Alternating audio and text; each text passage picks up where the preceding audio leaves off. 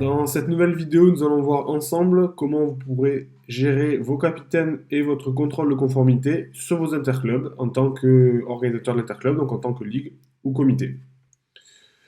Donc ensemble, on va voir 4 étapes pour bien gérer capitaine et contrôle de conformité. Donc la première étape, ça sera les réglages de la gestion des capitaines. Donc qu'est-ce qu'ils ont le droit de faire depuis leur compte capitaine avant les rencontres et pendant les rencontres.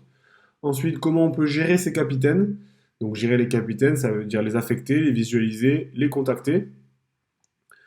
Ensuite, on verra parmi le contrôle de conformité une première étape qui sera l'ensemble des réglages sportifs pour pouvoir mettre en place la gestion des brûlés, des titulaires et la gestion du calcul du poids des équipes et la mise à jour des classements. Et enfin, dans l'étape 4, on parlera du contrôle de conformité en lui-même, donc de son paramétrage à sa visualisation, en fonction bien évidemment des rencontres qui ont eu lieu et des contrôles qui ont été configurés dans la partie réglage de la compétition. Donc la première étape, réglage des capitaines. Donc le réglage des capitaines, ça va vous permettre de vraiment pouvoir contrôler tout ce que peuvent faire les capitaines depuis leur compte et aussi depuis la visualisation derrière dans le déroulement en ligne. Donc par exemple, est-ce que les capitaines ont le droit de changer la date d'une rencontre? Est-ce que les capitaines ont le droit d'ajouter des joueurs à l'équipe? Si oui, jusqu'à combien de jours avant la rencontre, etc. Donc tout ça, on va voir comment est-ce qu'on peut le paramétrer dans sa compétition. Donc je suis sur une compétition, comme d'habitude, de test. Et pour régler les capitaines, ça se passe dans Préférences, Capitaine d'équipe, le dernier onglet tout en bas. Et donc là, on a 4 réglages qui vont permettre aux capitaines, donc le premier réglage d'ajouter des joueurs à leur équipe, donc soit ils ne peuvent jamais en ajouter, soit ils peuvent tout le temps ajouter un joueur à leur équipe, soit ils peuvent ajouter un joueur jusqu'à 3 jours avant la prochaine rencontre. Donc ça va leur permettre depuis leur compte capitaine Badnet ou iBad d'ajouter un joueur dans leur équipe. On peut aussi cocher l'autorisation de modification de date de rencontre. Donc si on l'autorise, un capitaine depuis son compte pourra faire une demande de modification de date qui sera envoyée à l'organisateur et à l'équipe adverse. Et si elle est acceptée, la date de la rencontre sera modifiée. Donc ça permet d'éviter l'envoi de mails systématiques pour valider une demande de date et puis ensuite venir sur Baden pour faire la modification, etc. Le délai de validation des résultats en jour, des résultats depuis le compte capitaine, permet de mettre une date butoir à laquelle le capitaine ne pourra plus valider les résultats, donc il pourra potentiellement y avoir une sanction. Donc là, c'est 2 jours qu'il y a de régler. Donc une fois que la rencontre est passée, si elle a lieu le dimanche, le capitaine a jusqu'au mardi pour saisir et valider le résultat de l'équipe que le capitaine adverse soit rentré. Et enfin, le temps en minutes avant l'heure de la rencontre pour la diffusion des compositions permet d'afficher dans le déroulement de votre interclub les compositions qu'ont saisi les capitaines jusqu'à une demi-heure, ou si vous mettez 10 minutes ou 60 minutes pour mettre 1 heure avant la rencontre. Donc l'idée c'est le capitaine va saisir sa composition d'équipe, mettons 6 heures avant la rencontre. Ben, dans le déroulement en ligne de la compétition, quel que soit le club qui accède via son compte, il ne verra la composition saisie par le capitaine qu'une demi-heure avant la rencontre. Ça permet d'éviter que des petits malins se connectent avec leur compte club, aillent dans le déroulement en ligne et visualisent les compositions des équipes adverses. Donc c'est bien de tout paramétrer pour pouvoir bien le saisir. Une fois que tout ça c'est réglé, les capitaines ben, ils peuvent faire certaines actions depuis leur compte et c'est bien de communiquer en début de saison auprès des capitaines pour leur dire concrètement qu'est-ce qu'ils peuvent faire et quelle est la réglementation pour éviter qu'ils se paniquent le jour de l'interclub. Ah, je ne peux pas ajouter de joueurs, c'est normal, c'est limité à 3 jours avant la rencontre, donc il y aura une sanction. Un dernier réglage pour la gestion des capitaines, donc c'est plus une gestion des rencontres, mais vu que le compte capitaine peut accéder à la rencontre via son compte capitaine, il y a la possibilité dans l'onglet transfert gestion des rencontres d'autoriser l'ajout de joueurs dans Bannet Plus et dans le déroulement en ligne. Donc ça aura pour effet dans le déroulement en ligne ou dans le Bannet Plus sur la rencontre d'avoir un petit bouton pour ajouter un joueur dans une équipe parce qu'un capitaine aurait oublié d'ajouter le joueur. Donc ça vous pouvez l'activer ou pas pour autoriser la saisie d'un joueur depuis Baleine Plus ou le déroulement en ligne. Donc ça concerne le compte capitaine qui pourrait avoir accédé à la compétition depuis son compte capitaine, mais aussi les comptes clubs qui peuvent accéder au déroulement en ligne depuis leur compte club. Donc voilà pour la gestion des capitaines d'un point de vue réglage. Maintenant, la gestion des capitaines concrètement, qu'est-ce qu'on peut faire avec ces capitaines? À quoi ça sert d'avoir des capitaines? Donc avoir des capitaines, on va voir comment vous pourrez les visualiser, donc voir quelles sont les équipes avec quel capitaine, comment les affecter, dire quel capitaine est capitaine de quelle équipe, et enfin, les contacter, donc envoyer un mail au capitaine, avoir son numéro de téléphone, avoir l'ensemble des informations pertinentes pour le contacter et être sûr d'avoir vraiment un lien avec lui pour ne pas perdre de temps à chercher son téléphone, chercher son mail, etc. Donc la gestion des capitaines, elle se passe dans le module équipe. Donc là, on retrouve l'ensemble des équipes avec le capitaine qui est marqué à droite. Donc déjà, on peut voir rapidement quelles sont les équipes qui n'ont pas de capitaine. On a un petit crayon pour modifier l'équipe. Ça nous permet de changer de capitaine ici en choisissant un compte Badnet qui est capitaine de l'équipe. Donc un capitaine, qu'est-ce que c'est concrètement? C'est un compte Badnet, joueur ou utilisateur, qui aura accès à son équipe depuis son compte. Donc là, vous pouvez rechercher par login non licence un capitaine. Et donc il faut qu'il ait un compte Badnet pour pouvoir le choisir. Un capitaine qui n'a pas de compte Badnet, vous ne pourrez pas le trouver dans la liste. Donc il faut d'abord lui demander de créer son compte pour pouvoir ensuite ajouter. Il y a une petite icône de carte de visite qui vous permet d'afficher toutes les informations du capitaine et de son club pour le contacter. Et vous avez une petite icône de mail pour lui envoyer un mail. Donc là, vous pouvez saisir l'objet et le message du mail. Vous l'envoyez et lui va recevoir sur sa boîte mail un message, un mail avec ce que vous lui avez demandé. Il y a aussi un bouton contacter les capitaines qui va vous permettre de contacter les capitaines parmi la liste que vous êtes en train de choisir, de régler. Donc là, je suis sur toute la... Là, donc, je reviens à l'étape juste précédente. J'ai pas trié mes clubs, donc ils se sont tous affichés. Si je veux contacter que les capitaines de la R1 Pool A, je trie R1 Pool A, je dis contacter les capitaines, ça va me choisir, ça va me cocher par défaut tous les clubs qui sont en R1 Pool A. Si finalement je veux en contacter que 3, je coche les 3 que je veux contacter, je leur mets l'objet du mail, je leur mets le message, j'envoie, et les 3 capitaines vont recevoir un mail. Donc ça c'est pratique pour contacter les capitaines spécifiques, parce que le lieu d'une rencontre a bougé, l'horaire a bougé, parce que finalement ils changent de pool, des informations importantes pendant la saison, et les contacter tous d'un coup. Et ici, vous avez liste des capitaines, donc si vous cliquez dessus, ça générera un PDF que vous pouvez consulter pour avoir l'ensemble de tous les capitaines avec leurs coordonnées et la garder dans un dossier bien précis pour pouvoir y accéder très rapidement. Donc voilà pour la gestion des capitaines du point de vue ligue ou comité pour gérer l'ensemble de ces capitaines. Donc bien sûr, un capitaine c'est un compte utilisateur, un compte joueur, et un capitaine peut faire une demande de capitanat depuis son compte Badnet ou eBad. Dans ce cas-là, vous recevez un mail et vous pouvez accepter ou refuser la demande. Et il ne peut y avoir qu'un seul capitaine par équipe. Maintenant, on en vient au réglage sportif, donc à la gestion du contrôle de conformité. Donc il y a dans le contrôle sportif 3 points principaux. Le contrôle des joueurs. Donc les joueurs est-il muté, est-il titulaire, quel est son statut dans l'équipe. La partie mise à jour des classements, donc d'une rencontre à l'autre, le classement pris en compte pour le contrôle de conformité va bouger. Donc il y a une partie mise à jour automatique du classement qui est disponible dans le réglage sportif. Et enfin, comment calculer le poids d'une équipe en fonction des joueurs qui ont participé au match de la rencontre et à la rencontre. Donc les réglages sportifs, c'est dans le module préférences, réglages sportifs.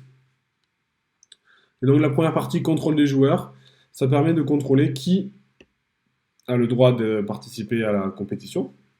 Donc là, en l'occurrence, tous les joueurs licenciés, hommes, femmes, vétérans, juniors, minimes, etc. Donc ça, les capitaines ne peuvent ajouter ainsi que des joueurs licenciés qui correspondent à ces critères.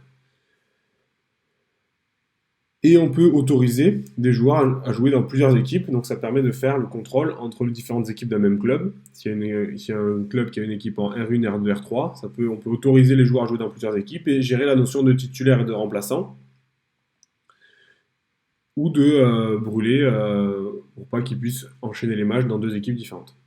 Donc le premier réglage, pas les titulaires et remplaçants, c'est pour gérer ces équipes avec la notion de brûler. Donc quand est-ce qu'un joueur est brûlé?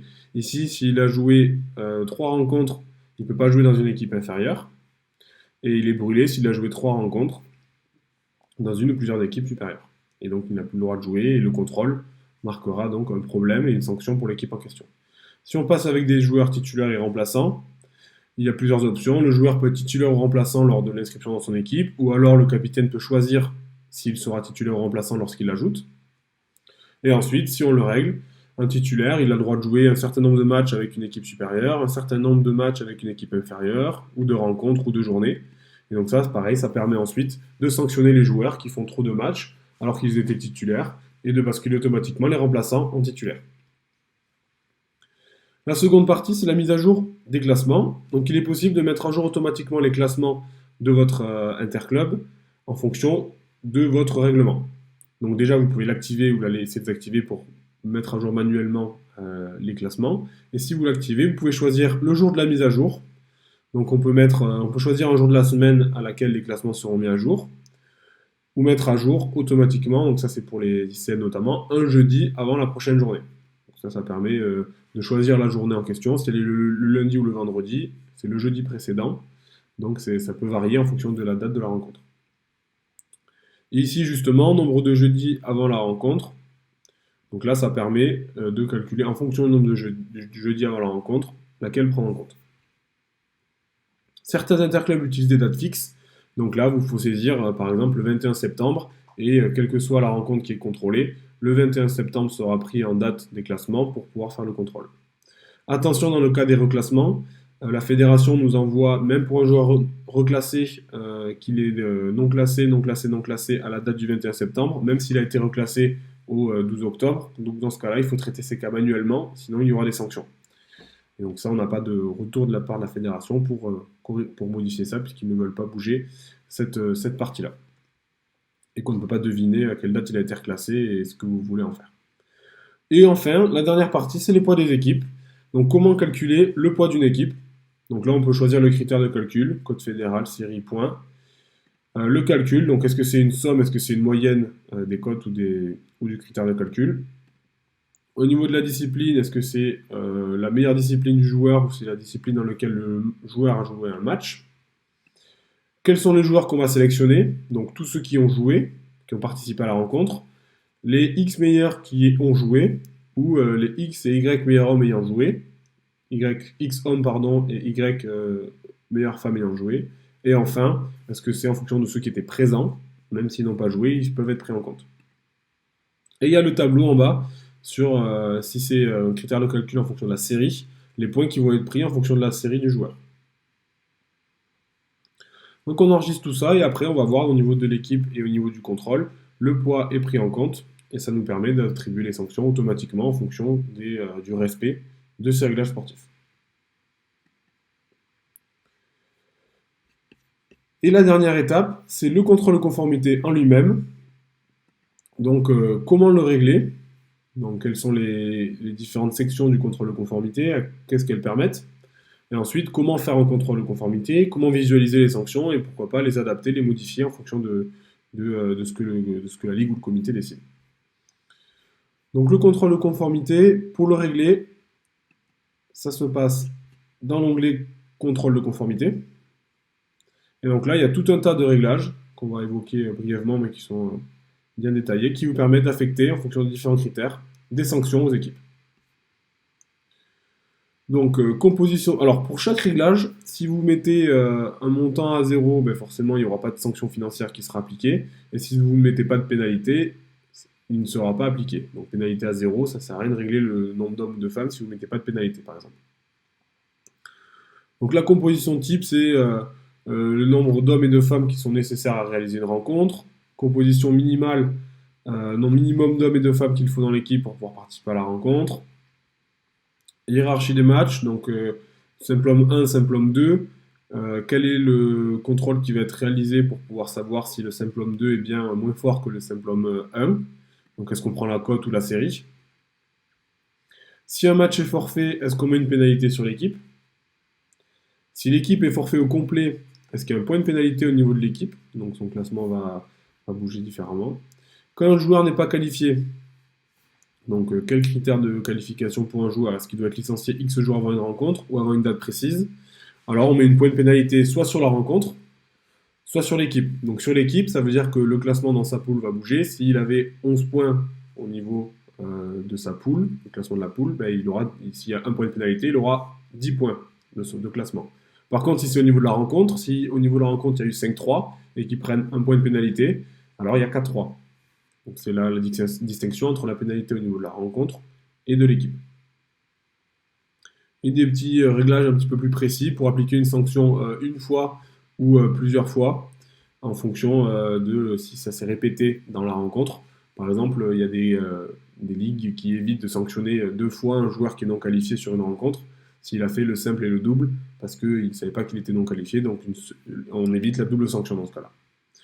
On peut autoriser un certain nombre de joueurs mutés par rencontre, un nombre maximal de joueurs par rencontre, et un nombre maximal de joueurs par discipline par rencontre. Donc, par exemple, un homme peut faire 2 matchs au maximum, et parmi les 2 matchs, il peut faire un simple et un double. Il n'a pas le droit de faire 2 simples, dans les réglages actuels. Et on peut aussi affiner les réglages pour dire que les partenaires, suivant le double et le mix, doivent être différents. Donc, il a le droit de faire 2 mix si les partenaires sont différents.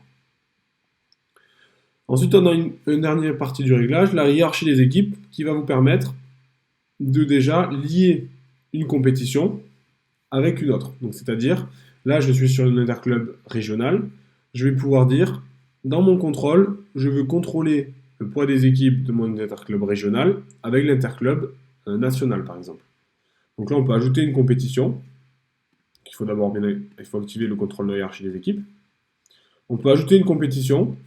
Et donc là, on va lier une compétition avec cet interclub. Et donc là, je viens de dire que le contrôle de hiérarchie des équipes va s'effectuer entre ce championnat régional et le championnat de France interclub. Et donc ça va permettre de comparer, par exemple, le poids de l'équipe qui est en R1 avec le poids de l'équipe qui est en N3 et de vérifier qu'il n'y a pas un contrôle de hiérarchie des équipes. Et s'il y en a un, d'appliquer une sanction. Et donc là, c'est bien important de lier toutes les compétitions, donc les interclubs, avec lesquels on veut réaliser les contrôles, pour éviter si on est obligé de spécifier quel interclub on doit choisir, c'est volontaire, c'est pour éviter qu'il y ait des contrôles avec des championnats départementaux mixtes, vétérans, qui ne devraient pas être pris en compte. Donc on a ce réglage plus fin qui vous permet, vous, de choisir avec quelle compétition réaliser les contrôles.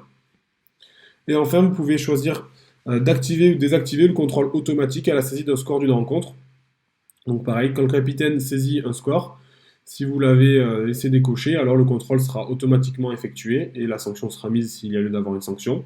Si vous le désactivez, ça sera à vous d'aller manuellement contrôler une rencontre. Donc là, on a vu l'ensemble des réglages généraux du contrôle de conformité. Et maintenant, on va voir en pratique à quoi cela correspond. Donc pour réaliser un contrôle de conformité, on peut se rendre sur une rencontre. Donc je suis dans une division, je vais sur une poule. Et donc là, on a l'ensemble des rencontres. Et entre parenthèses, on a l'ensemble des sanctions ou bonus qui ont été appliquées sur une rencontre. Donc là, je clique sur celle-ci, 5.3. On est sur la rencontre. Ici, il y a les petits flags de ce qui s'est passé sur la rencontre et à quelle date. Et en bas, on a la partie sanctions et bonus qui ont été appliqués sur la rencontre en fonction des critères. Donc là, on voit qu'il n'y a pas de sanction, c'est juste un bonus défensif parce qu'il y a eu 5.3. On va essayer d'en trouver une autre. Donc là, il y a un petit bandeau de navigation pour naviguer rapidement entre les différentes poules. Donc là, typiquement, ici sur 8.0, si on clique dessus, on va voir qu'il y a une sanction. Effectivement, il y a un match forfait qui implique une sanction à -1 sur l'équipe. Donc une sanction quand elle est appliquée, on peut la supprimer. Vous avez la main pour modifier manuellement une sanction si jamais vous considérez qu'elle n'a pas lieu. Là, on peut la supprimer. Et donc on enlève la sanction. Par contre, vous pouvez recontrôler la rencontre pour réappliquer la sanction. Donc là, on va contrôler, ça va modifier la date de contrôle et ça va réappliquer les sanctions qu'il doit y avoir en fonction de vos réglages. Donc il faut savoir qu'à chaque fois que vous contrôlez, ça met à jour toutes les sanctions qui ont été appliquées sur une rencontre. Donc si vous avez modifié vos paramètres de contrôle, il faut les mettre à jour les rencontres pour mettre à jour les sanctions. Et donc là, la sanction a réapparu, c'est normal, j'ai refait le contrôle. Et la date de contrôle a été mise à jour. Donc là, la petite bulle en vert ici montre que le contrôle a été effectué et à quelle date. Donc ça vous permet de savoir si vous devez le mettre à jour en fonction de ce que vous avez modifié ou pas. Et au niveau du contrôle, bien sûr, on voit l'équipe qui a bénéficié de la sanction. Pourquoi? La raison, le match est forfait. Et les conséquences de cette sanction, donc point de pénalité sur la rencontre 0 et -1 sur l'équipe. Et pas de sanction financière. Donc voilà pour les contrôles. Alors au niveau des contrôles, on est sur le contrôle d'une rencontre. Vous pouvez contrôler, si vous le souhaitez, toutes les rencontres d'une journée. Donc là, ça se passe ici. On peut contrôler toutes les rencontres de la J1. Ça évite de revenir sur chaque rencontre et faire le contrôle sur chaque rencontre à chaque fois. Là, on va contrôler les 6 rencontres de la J1. Vous pouvez aussi contrôler, si on clique sur une équipe, toute l'équipe. Donc sur l'équipe, vous avez un onglet sanctions qui vous permet de voir toutes les sanctions appliquées à l'équipe et pourquoi. Et vous pouvez ici contrôler l'équipe pour contrôler toutes les rencontres de l'équipe. Vous avez aussi la possibilité d'imprimer les sanctions pour pouvoir l'envoyer au capitaine, par exemple, pour qu'il puisse visualiser l'ensemble des sanctions qu'il a eues sur son équipe. Au niveau d'une division, il y a aussi un onglet sanctions qui vous permet de voir sur la division l'ensemble des sanctions qui ont été appliquées. Donc là, donc c'est bonus sanctions. On a 2 sanctions et tout le reste, ce sont des bonus défensifs ou offensifs qui ont été appliqués. Et vous pouvez décider de contrôler l'ensemble des rencontres qui ont été jouées. Donc ça permet, d'un niveau encore supérieur, de relancer le contrôle sur toute votre compétition. Sur toute votre division, pardon. Et le dernier endroit où vous pouvez visualiser les sanctions, c'est dans l'onglet sanctions entre déroulement et finances, qui vous permet de voir toutes les sanctions de votre interclub. Donc ça permet de les voir, mais aussi de changer la visibilité. Donc des fois, il y a des sanctions qui sont visibles et vous aimeriez les rendre invisibles le temps de les traiter. Donc ça se passe ici avec la petite pastille. Donc là, je viens de rendre visibles les 4 premières sanctions. C'est-à-dire que les capitaines et les joueurs qui vont sur la page publique du tournoi peuvent voir la sanction et voient pourquoi le classement est ce qu'il est. Si vous les laissez visibles, ils ne verront pas le bonus, ils ne verront pas la sanction, et ils verront le classement à jour et ils n'auront pas d'explication de pourquoi. Voilà, vous pouvez imprimer un fichier XLS de l'ensemble des sanctions. Donc voilà pour l'ensemble de la visualisation des résultats des contrôles. Et donc là, on a vu l'ensemble de la gestion des capitaines et du contrôle de conformité. Donc on a vu comment régler les capitaines et gérer, visualiser les capitaines. Et au niveau du contrôle, comment régler le contrôle dans la partie réglage sportif, dans la partie contrôle de conformité, et comment visualiser, contrôler et modifier les rencontres et les sanctions qui ont été appliquées.